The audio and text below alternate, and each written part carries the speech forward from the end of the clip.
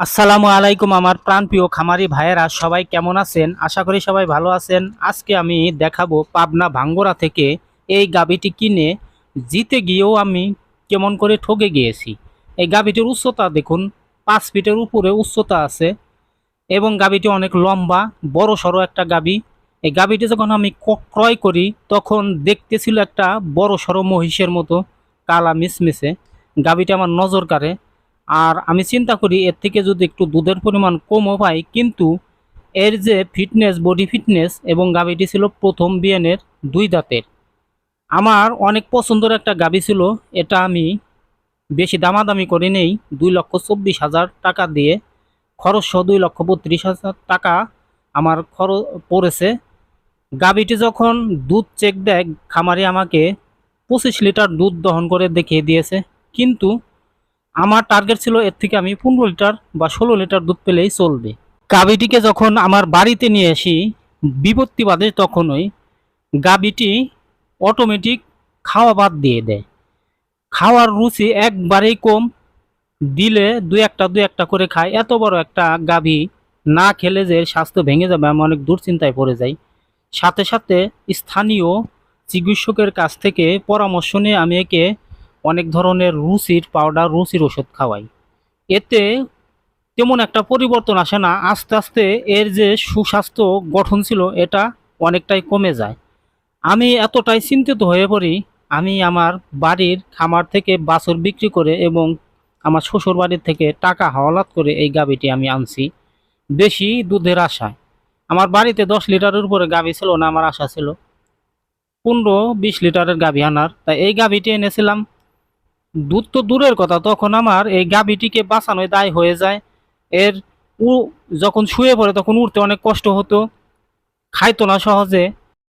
স্থানীয় ডাক্তারের চিকিৎসার পরেও যখন গাভীটি কোনো উন্নতি হচ্ছিল না, তখনই আমাদের উপজেলার শ্রদ্ধেয় জয়নাল আবেদিন স্যারকে আমার বাসায় নিয়ে আসি।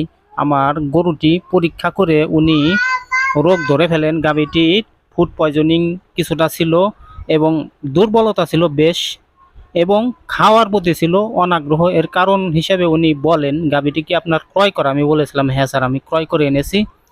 উনি পরীক্ষা নিরীক্ষা করে একটু উলান থেকে দুধ বের করে দুধটাও উনি পরীক্ষা করেন এবং বলেন এই গাভীটিকে নিষিদ্ধ অক্সিটোসিন, বোবাইন এবং হরমোনাল কিছু ইনজেকশন আছে, একে অনেকবার পুশ করা হয়েছে। এর কারণে এই গাভীটি কিন্তু অলরেডি অনেকটাই ক্ষতিগ্রস্ত হয়ে গেছে। আস্তে আস্তে এ কিন্তু গর্ভধারণের ক্ষমতা হারিয়ে ফেলবে, প্রজনন ক্ষমতা হারিয়ে ফেলবে, এবং গর্ভধারণ করার পরে বাচ্চা পড়ে যাওয়ার সম্ভাবনা থাকবে। স্যারকে বলি আমার গাভীটি আমাকে যেভাবে হোক সুস্থ করে দিন। উনি অনেক ধরনের রুচির পাউডার এবং ওনার মতো উনি চিকিৎসা দিয়ে যায় এবং কিছু ওষুধ লিখে দিয়ে যায়, ইঞ্জেকশন লিখে দিয়ে যায়।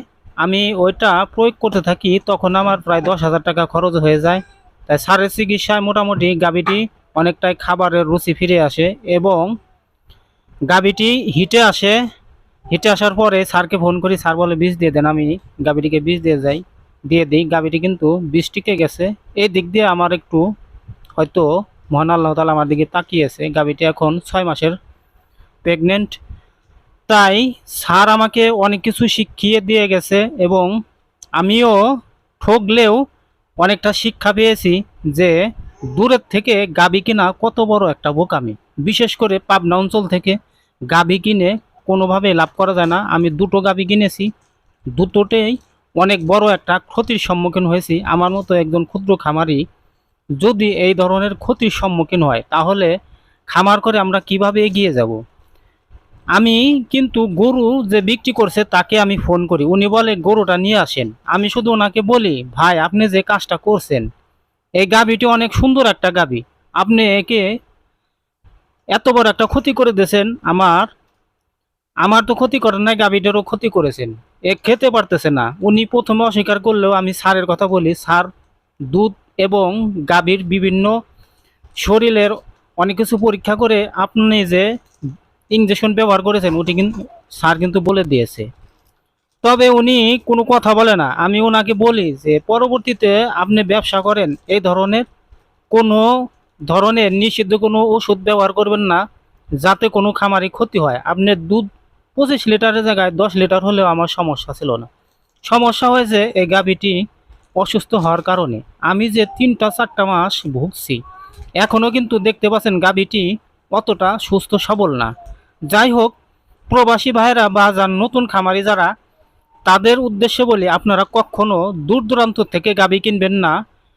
গাভী দূর দূরান্ত থেকে কিনলে একটা না একটা ক্ষতি হবেই। তাই গাভী যদি একান্তই কিনতে চান, আপনার আশেপাশের কোনো খামার থেকে কিনবেন, বাড়ির আশেপাশে থাকলে কিনবেন।